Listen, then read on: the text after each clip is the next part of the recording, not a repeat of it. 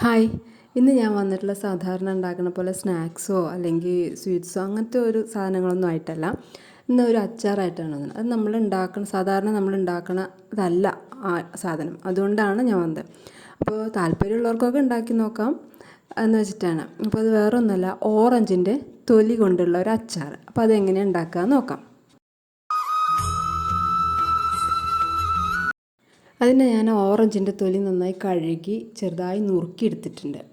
ചെറിയ കഷ്ണങ്ങളാക്കിയിട്ട് നുറുക്കിയെടുത്തിട്ടുണ്ട്. പിന്നെ നമ്മൾ സാധാരണ അച്ചാറൊക്കെ ഉണ്ടാക്കുമ്പോൾ ഇടുന്ന പോലെ ഇഞ്ചി, വെളുത്തുള്ളി, പച്ചമുളക് ഇതൊക്കെയാണ് ഇട്ടിരിക്കുന്നത്. ഇനി ഇതിലേക്ക് കുറച്ച് പൊടികൾ നമ്മൾ ഇടുമല്ലോ, മുളക് പൊടി, കായം, ഉലുവപ്പൊടി, ഉപ്പ്, ഇതൊക്കെയാണ് ഇത്രയും സാധനങ്ങളെ വേണ്ടുള്ളൂ നമ്മൾ സാധാരണ ഉണ്ടാക്കുന്ന പോലെ ഒരു അച്ചാർ ഉണ്ടാക്കുന്ന രീതിയിൽ. അപ്പോൾ അതിൽ ഇൻഗ്രീഡിയൻറ്റ് ഓറഞ്ച് തൊലിയാണെന്ന് മാത്രം. അപ്പോൾ ആദ്യം പാനിൽ എണ്ണ ഒഴിച്ച് ചൂടാക്കാൻ വെച്ചിട്ടുണ്ട്. അതിലേക്ക് ഇഞ്ചിയും വെളുത്തുള്ളിയും മുളകും ഇതൊന്ന് വഴറ്റിയെടുക്കണം. പച്ചക്കുള്ളതല്ലോ, അതിൻ്റെ ഒരു പച്ച മണമൊന്നോട് ഇതായി കിട്ടണം. അതിന് വേണ്ടിയിട്ടൊന്ന് വഴറ്റിയെടുക്കാം. നമ്മൾ സാധാരണ ഓറഞ്ചിൻ്റെ തൊലി എന്നൊക്കെ പറയുമ്പോൾ അതിനൊരു നമ്മൾ വെറുതെ കളയല്ലേ ചെയ്യുക. അപ്പോൾ ഒന്ന് മാറ്റി ട്രൈ ചെയ്ത് നോക്കാമെന്ന് വിചാരിച്ചു. വെറുതെ കളയണ്ടല്ലോ, അത് നല്ലതാണല്ലോ, എന്നുവെച്ചാൽ നല്ല സാധനമാണത്. അപ്പോൾ നമ്മൾ കഴിക്കാറില്ല എന്ന് മാത്രമേ ഉള്ളൂ. അപ്പോൾ അതൊക്കെ വഴറ്റി വന്നിട്ട് അതിലേക്ക് ഞാൻ ഓറഞ്ചിൻ്റെ തൊലി മുറിച്ച് വെച്ചത് ഇട്ടിരിക്കുകയാണ്. ഇനി ഇതൊന്നും അങ്ങോട്ട് വഴറ്റി വരണം. ഈ ഓറഞ്ചിൻ്റെ തൊലി എന്ന് പറയുമ്പോഴാണ് പണ്ടൊക്കെ ഞാനൊക്കെ കുട്ടിയാകുമ്പോഴോ എൻ്റെ മുത്തശ്ശി എനിക്കൊരു ചമ്മന്തി ഉണ്ടാക്കി തന്നായിരുന്നു ഓറഞ്ചിൻ്റെ തൊലി വെച്ചിട്ട്. നല്ല ടേസ്റ്റാണ് കേട്ടോ അത് കഴിക്കാൻ. പക്ഷെ അതെങ്ങനെ ഉണ്ടാക്കുകയെന്ന് എനിക്ക് അത്ര പിടുത്തം പോലെ. എന്നാലും ഞാനൊന്ന് ട്രൈ ചെയ്ത് നോക്കിയതിൻ്റെ ഇടയിൽ. പക്ഷേ അങ്ങനെ പാളിപ്പോയി. അത് കഴിക്കാൻ പറ്റാതെ അപ്പോൾ സാധനങ്ങളൊക്കെ വേസ്റ്റ് ആയി. പക്ഷേ ഇതിനെ കൊണ്ട് കഴിക്കാമെന്നുള്ളതുകൊണ്ടാണല്ലോ അന്ന് അങ്ങനെ ഉണ്ടാക്കി തന്നിട്ടുണ്ടാവുക. അപ്പോൾ ഞാൻ അതുകൊണ്ട് നന്നൊന്ന് അച്ചാറുണ്ടാക്കി നോക്കാമെന്ന് വിചാരിച്ചു. അങ്ങനെ വെറുതെ വിടാൻ പാടില്ലല്ലോ. അപ്പോൾ ഞാൻ അച്ചാറുണ്ടാക്കാനുള്ള പരിപാടിയിലാണ് പോയത്.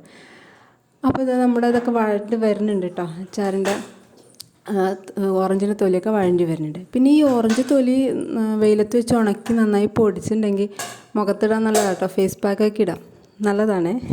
അങ്ങനെ വേണമെങ്കിൽ അങ്ങനെ ട്രൈ ചെയ്യാം കേട്ടോ. പിന്നെ ഇപ്പോൾ ഇത് അങ്ങനെ വഴഞ്ഞ് വരുന്നുണ്ട്. ഇത് നന്നായി വന്നു കഴിഞ്ഞിട്ടുണ്ടെങ്കിൽ നമുക്ക് ബാക്കി സാധനങ്ങളൊക്കെ ചേർക്കാം. പിന്നെ ഈ ഓറഞ്ചിൻ്റെ തൊലിൻ്റെ ഇത് പറയുമ്പോൾ ചെറുതായിട്ടൊരു കയപ്പിൻ്റെ പോലെ ഒരു നീറ്റൽ പോലെയൊക്കെ ഒരു ടേസ്റ്റ് ഉണ്ടാവും ഇതിന്. അതാണ് അതിൻ്റെ ഹൈലൈറ്റ്. സാധാരണ നമ്മൾ ഉണ്ടാക്കണ ടേസ്റ്റ് ആണെങ്കിൽ നമുക്കത് അത്ര സ്പെഷ്യലാണ് പറയാൻ പറ്റില്ലല്ലോ. ഇതാണ് അതിൻ്റെ ചോറിൻ്റെ കൂടെയും അതേപോലെ ചപ്പാത്തിയോ ദോശയോ അതിൻ്റെ കൂടെയൊക്കെ നല്ല കോമ്പിനേഷനാണ് കേട്ടോ ഇത്. ഞാൻ കഴിച്ച് നോക്കിയതുകൊണ്ടാണ് പറയണത്. തീരെ കൊള്ളില്ല എന്നുണ്ടെങ്കിൽ നമ്മൾ ആർക്കും പറയില്ലല്ലോ, ഇങ്ങനെ ഉണ്ടാക്കി നോക്കിക്കോളൂ എന്ന് പറയില്ലല്ലോ. അപ്പോൾ അത് എല്ലാത്തിൻ്റെയും കൂടെ കഴിക്കാനൊരു ടേസ്റ്റ് ഉണ്ട്, ഒരു കോമ്പിനേഷൻ ഉണ്ട്. അത് ചെറുതായിട്ടൊരു എരിവ് പോലെ കയപ്പ് പറയാൻ പറ്റില്ല, അതിൻ്റെ ഒരു ലൈറ്റായിട്ടൊരു ഇത് ചവർപ്പ് പോലെ. പക്ഷേ അതൊരു പ്രത്യേക ടേസ്റ്റാണ്. ഇതെല്ലാം കൂടി വരുമ്പോൾ മുളകും പുളി എല്ലാം കൂടി വരുമ്പോൾ ഒരു ടേസ്റ്റാണ്. അപ്പോൾ അത് വഴഞ്ഞ് വന്നിട്ടുണ്ട്. ഇനി അതിലേക്ക് നമ്മൾ വറുത്തിടണം. കടുക്, മുളക്, കറിവേപ്പില, സാധാരണ വറുത്തിടുന്ന സാധനങ്ങളെ തന്നെ വേണ്ടുള്ളൂ. അത് നമ്മൾ വറുത്ത് അതിലേക്ക് ഇടാം. അപ്പോൾ അത് കടുകൊക്കെ പൊട്ടി നന്നായി വരുന്നുണ്ട്. ഇത് ആദ്യം ഇങ്ങനെ ചെയ്യാം കേട്ടോ. ആദ്യം വറുത്തിട്ടിട്ട് അതിൽ മറ്റു സാധനങ്ങളിട്ട് വഴറ്റിയെടുക്കാം. അതിനൊന്നും പ്രശ്നമില്ല, എങ്ങനെ വേണമെങ്കിൽ ചെയ്യാം. ഞാനിത് രണ്ടാമത് വറുത്തിട്ടു എന്ന് മാത്രം. മറ്റേതാണ് എളുപ്പം വെച്ചാൽ അതുപോലെ ചെയ്യാം. നമുക്ക് ഒരേ പാത്രത്തിൽ അങ്ങോട്ട് കഴിഞ്ഞ് കിട്ടുമല്ലോ. ഇതിപ്പോൾ 2 വേണ്ടി വന്നില്ലേ.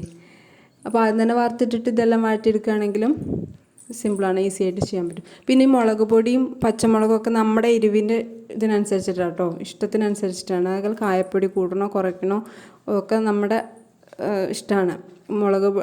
അച്ചാർ എന്നൊക്കെ പറയുമ്പോൾ അത്യാവശ്യം നന്നായിട്ട് എരിവ് വേണ്ടതാണല്ലോ. അപ്പോൾ അതിനനുസരിച്ചിട്ട് നമുക്ക് ചെയ്യാം. ഇനി ഇതിലേക്ക് ഒരു സാധനം കൂടി ആഡ് ചെയ്യാൻ പോകണം. അതാണ് വിനാഗിരി. വിനാഗിരി ഒരു പുളിപ്പിന് വേണ്ടിയിട്ടാണ് ആഡ് ചെയ്യുന്നത്. അപ്പം നമ്മൾ സാധാരണ വേറെ എന്തെങ്കിലുമൊക്കെ ഉണ്ടാക്കുകയാണെങ്കിൽ അത് ആഡ് ചെയ്യാറുണ്ടല്ലോ. അപ്പോൾ അതിന് വേണ്ടിയിട്ട് ഈ വിനാഗിരി ആഡ് ചെയ്ത് ഇതും നമ്മുടെ ഇഷ്ടത്തിനനുസരിച്ച് ആഡ് ചെയ്യാം. പുളിപ്പ് എത്രത്തോളം വേണം വേണ്ട എന്നുള്ളതൊക്കെ ടേസ്റ്റ് ചെയ്ത് നോക്കിയിട്ട് ആഡ് ചെയ്യാം കേട്ടോ. അപ്പോൾ നമ്മുടെ ഈ അച്ചാറിൻ്റെ പരിപാടി ഇവിടെ കഴിഞ്ഞു. ഇത്രയേ ഉള്ളൂ. ഇനി ഇതൊന്നും അങ്ങോട്ട് സെറ്റ് ആവുക വേണ്ടുള്ളൂ. ഇതെല്ലാം കൂടി ഒന്ന് ആ തൊലിയിലേക്കൊക്കെ ഒന്ന് ഇറങ്ങി അതിൻ്റെ ഇതും എല്ലാം കൂടി ഒന്ന് ഇറങ്ങി വന്ന് നല്ല ടേസ്റ്റായിട്ട് കിട്ടണ വരെ ആ ഒരു ടൈമേ വേണ്ടുള്ളൂ. അപ്പോൾ എല്ലാവരും ഒന്ന് ഉണ്ടാക്കി നോക്കൂ കേട്ടോ. Thank you.